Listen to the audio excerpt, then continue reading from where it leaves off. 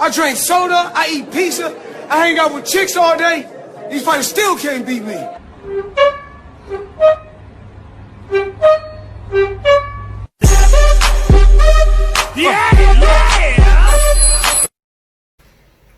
Wow. What a tour. What an insane tour. Can you believe it?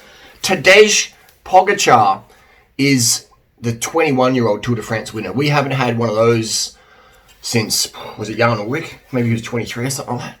How can you win the Tour de France age 21, your first ever Tour de France, and you win it on the last day? The first time you wear yellow jersey is riding into Paris as on a bike. You know, like, wow. This has been one of the best tours ever, hasn't it? A shame we didn't have Chris Froome. Shame we didn't have Geraint Thomas, Egan Bernal. Who else is missing? You know, if we could do some stem cell, get Lance back on the go. Like, imagine if we had all the hitters, and most importantly, imagine if we all had them on equal bikes. We had two speeds in the peloton. Clearly, two speeds in the peloton: rim brake, lightweight, and disc brake. Rubbing, groaning. Did you hear the rubbing rotors? On Hershey's bike, crashing because his rotor's locking up. Julian Alaphilippe, his whole quick release through axle locked up. Like, couldn't even get the wheel off, had to bike. Like, that's not fair on the riders, you know. And I've gone on about it, and I'll continue to go on about it. The disc brake nonsense for World Tour, disc brake for gravel, disc brake for mountain bike, disc brake for e-bikes, lightweight rim brakes for the Tour de France, please. All right, let's not disadvantage our riders. Richie Porte, third place. I won some money there, didn't I? I told you Richie Porte would have a good tour. I told you. Unfortunately, he didn't have the best tour because he's on a heavy bike. Those Amonda disc brake bikes, oof. I mean, they're great for riding around. You know, if you're a dentist, fantastic. Beautiful bike for a dentist. For an athlete like Richie Porte, poor choice. Well, like, can you imagine that, you know? We've got Richie Porte giving everything to win the Tour de France. Third position. With a team not even, you know, who did their best job they could. You know, not trashing the riders or anything. I'm just saying that Richie Porte didn't have no Jumbo Visma. Tadej Pogacar didn't have no Jumbo Visma, alright? But Primoz, his name has Rim in the name. The jokes just keep rolling, you know. So you have these rim brake riders at two speeds. How can Richie Porte compete with that? How can he compete? He does the time trial, does really well, and then they do the bike swap. They give him a disc brake bike. Hey, Richie Porte, you're going uphill now for 15 to 16 minutes? You're probably going to need disc brakes to go uphill. Like,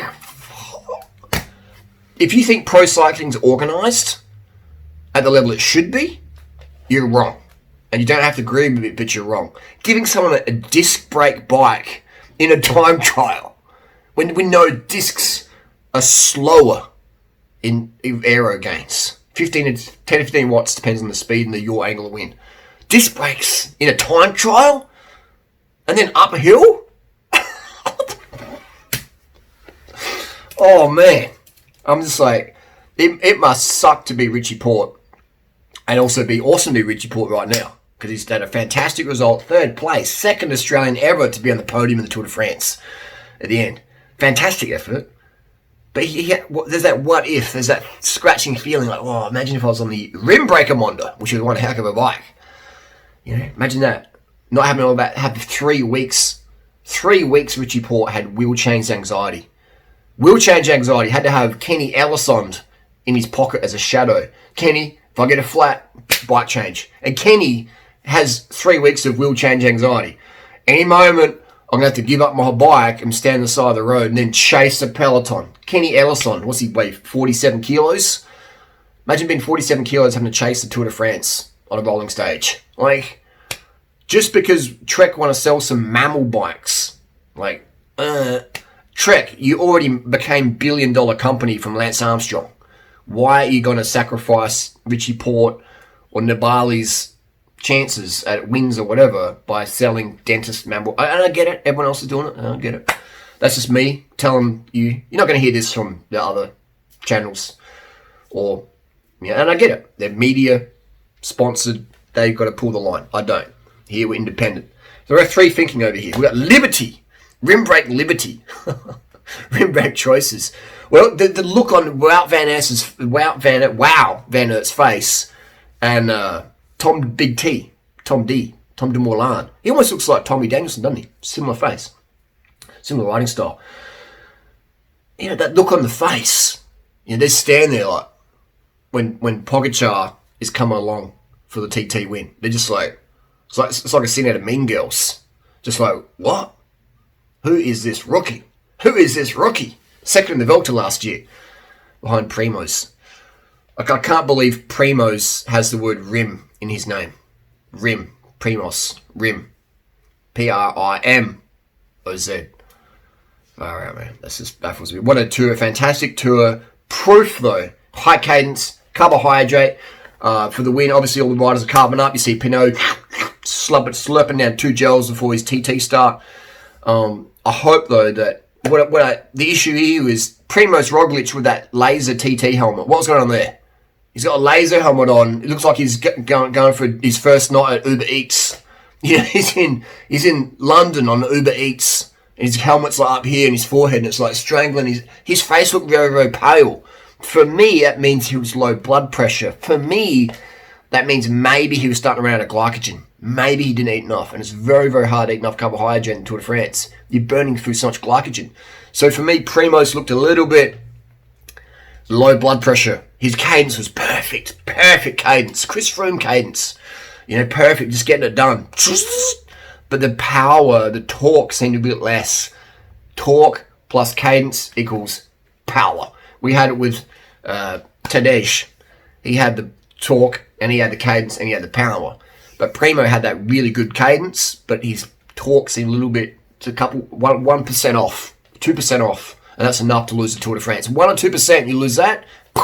His systolic and diastolic blood pressure, in my opinion, was a borderline too low.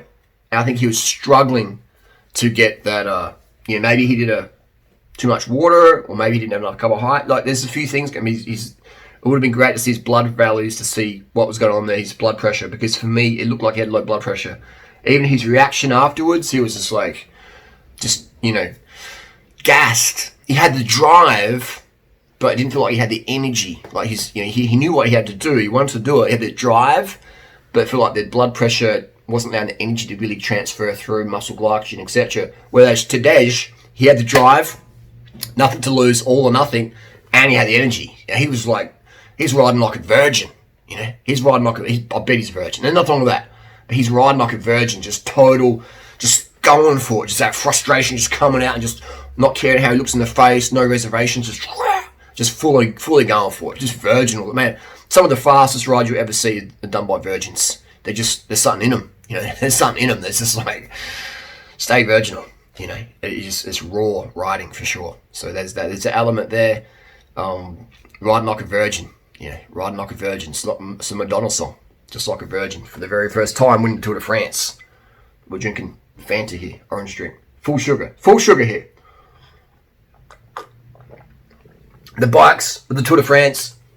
Fastest bikes were the Bianchi's rim brakes. The fastest overall bike was the VR3, was it? VR3C. From China. Made in Xiamen. China there. Colnago, made in China. And fantastic bikes, you know. Rim brake. Were they direct mount brakes in the Colnago? Was it direct mount brake? I'm not sure. I think the Bianchi was direct mount brakes, you know. Why are we going to direct mount brakes? I don't know what's going on there. Specialized bringing out a new bike. We'll do another video about that. That's called the Ethos or Athos. The new Barrister bike from Specialized. Super, super light. So light that if your cat jumps in the seat and knocks your bike over, it might crack it. Who knows? Just saying. So that's coming out in a couple of days there. We'll have to review. Looks good though. 27.2 seat post, BSA bottom bracket, standard fork. It looks pretty good. Almost looks like a Pragma glycogen. Specialized been paying attention. But yeah, only disc brakes, I think, which is like, oh man. The lightweight stuff's already coming, isn't it? People are buying disc brakes. They buy a Venge disc. Now, wow, this is really heavy. It sort of looks cool, but man, it rides like it sucks to ride. It's like heavy, sluggish. And then they bring out the SL7. We've cut the weight. No more heavy bikes for our World Tour riders. It's still too heavy and sluggish. And now they're bringing out this just a few weeks later, this Athos, which looks to be 5.8 kilos, as someone said. I doubt that. How can you make a disc bike 5.8 kilos with stock parts, with Dura-Ace? Like, yeah. And even then, if the frame's under 600 grams, do you know how durable that's not going to be? You know, like, put the 200 grams in the frame and take the 400 or 600 grams off the brakes, you know? Get your Shimano, your SRAM red calipers, or your EEs. You know, like, the best bike Specialized ever made, in my opinion, was probably, you know, the SL1. Standard fork, easy to replace. BB is BSA. 27.2 post. You know what I mean? Like, the SL3 is great. SL4 is pretty good as well, except for the fork recall. Anyway, we're digressing. That's another video. That's the rim brake Tour de France. I said it was going to be one of rim brakes. You know, I said it was going to be Tedaj, Primo, or Egan. In the end, I changed it to Tedaj. I said Richie Porte was going to be a factor. I was right there. You can just look on the face. Richie Porte looks suntanned. Looks like he's from the Gold Coast, you know, just like on Schoolie's week, you know, or maybe Toolie's week. He just looked really fresh and vital. And then, you know, when he got his flat tyre and a slow wheel change there, that was just hilarious. And even when they're pushing Richie Porte in the back, the Trek mechanic, obviously probably new to the job, fair enough. New, you know, you got a new mechanic. I'd say bring experienced staff in Tour de France, you know. If you can't, which can be hard to find experienced staff, I get it. But especially with the lockdowns and all that nonsense. But anyway, so Richie Porte's getting a push, and the guy's holding the bike in one hand as well. It's like, put down the mammal, put down the dentist bike, put on the side, derailleur side up, and give Richie Porte 2 hands in his rump. Make sure he's straight, and then give him that good push. They push him off the gravel, off his bike on the gravel, make sure he's centered, and then give him the put. Like, put down the, you know, 2 hands when you're going to push someone. One-handed push, like, it's so dangerous. So dangerous and ineffective, right? It's efficient, you give them a push, but it's ineffective, they don't get the right push. So there's little marginal gain things. Like, the Richie Porte's riding there with a flat tyre, almost crashes. Thank God he's got good bike skills. And then you got the Mavic service next to him with all these expensive carbon wheels. And Richie's like, nah, no thanks. That's going to take a long time. So Richie's smart. He's an experienced rider. And then so he's just cruising along waiting for the bike swap. You know what I mean? Like, and then there's a mechanic up the road with a spare wheel, but that at the end of the gravel section, which sort of makes sense because if you're going to get a flat, it's got to be on the gravel at some point. So if you're at the end of the gravel section, then it sort of makes sense there. That's the recap Tour de France. We'll talk more about it. Tedaj for the win. Spinning high cadence. Here we go. That's probably what you've been waiting for the whole video, isn't it? Deviates. Deviates. You know, Tedaj is the same age as Natasha. Like, do you know how young that is? Young and tender and virginal to win the Tour de France. At 20, he's 21, 22 in a couple of... Oh, that's insane. That's very special. And he's not even lean. I mean, he's lean, but he's not like... You know, he's got no striations in his face, he's got no striations in his leg, there's no veins in his arms. So all those people out there starving yourself to be super skinny, I mean, it's important to be slim, but don't develop an eating disorder over it, right? Like, Tedaj is slim, but he doesn't look Anna, does he? You know, he just looks slim. So those people out there starve themselves to, like, get the extra gram. It's like, man, save weight off your bike and focus on putting out power, you know? Light bike, power. That's what you want to be doing. And then your body weight will take care of itself. When you try and manipulate your body weight, your cortisol, your aldosterone, your testosterone, your all these things, your adrenals, they will get like bad gear changes. Crunch. You're bending your hanger. You're bending your metabolic hanger. Your rear derailleur hanger, you're bending that when you starve yourself or restrict your carbs. You're bending your hanger. Running on caffeine, sleeping pills. You're bending your hanger. Eventually it's going to go in your spokes and then it's going to crunch everything up. You're going to have to have time off. Your best situation is light bike, smart training, you know, high carb, low fat every single day, and then your body will take care of itself. Some people are a little bit more skinny than others. Some people are a little bit more heavy than others. That's fine, right? Let your body take care of itself. When you try and manipulate it like your bike, manipulate your bike, not your body, in terms of weight. Otherwise, you do that, aldosterone, all your hormones are going to, and then you start taking hormones, and that. This is a whole cascade of shit. Alright? You want to stay natty as possible. Unless your goal is certain watts. But even then, okay? Even then, why would you restrict your carbs and then gain all these extra kilos later on? and then have to do a yo-yo diet, and then it's like back and forth. And then in the meantime, you're not even enjoying life. And if you're winning races, you're not enjoying life. Look at those people out there who make a lot of money who are suicidally depressed, right? Never ever cut your carbs. Or you're like, cut your fat. Cut your dietary fat. That makes sense. We don't need much fat. We need a lot of carbohydrates for the brain, right? Your organs, your legs, your dong, everything. When your carbs are strong, so is your dong. Never cut your carbs. That's dumb. It's like letting air out of your tyres. All right? We want 120 in the Conti tubulars, mate. Pinging. All right? We want pinging, mate. What's this? Firm as my butt cheeks. Anyway, that's the deal. That's the deal, man. Straight up. Tour de France. I love the Tour de France. As arrogant as it sounds, it proves me right every year. What I've been saying. Power meters, pacing, carbs, cadence, blood pressure, early nights, good blood volume, lean, but not too lean. You know? Who's the leanest rider this year in the Tour de France? Who's the leanest rider? Kenny Ellison. Probably that Zakarin guy. Where's Zakarin today? You know? Like, you want to be slim, but not too slim. Okay? Functionally slim. Not, you know, fall over and break your pelvis slim. Okay, so there's a fine line. All right, fine line, gang. All right, fine line. Be smart. Carb up every day.